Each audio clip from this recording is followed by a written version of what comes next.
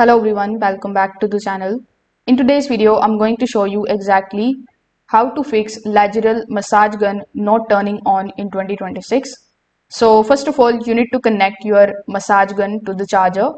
Now after doing so, you just have to take a look at the indicator light to confirm that it is charging. If there is no light, you can try a different cable or adapter. Even if it shows battery earlier, it might not have enough power to start the motor. So once you confirm that, you just have to simply move to the next fix. In it, you just have to simply do a power reset. For that, you just have to press and hold the power button for about 10 to 15 seconds, and then you just have to release it. Wait for a few seconds and try turning it on again. This is going to help clear the internal glitches as well. Afterwards, simply remove the massage head attachment. If it is too tight or misaligned, the motor may not start due to safety protection. Just make sure that the head is also fitted properly and it is not blocking the movement.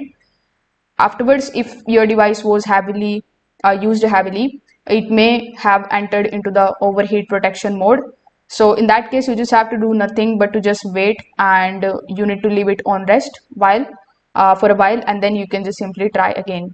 So if this video helped you out, make sure that you like this video and subscribe to the channel. Thanks for watching.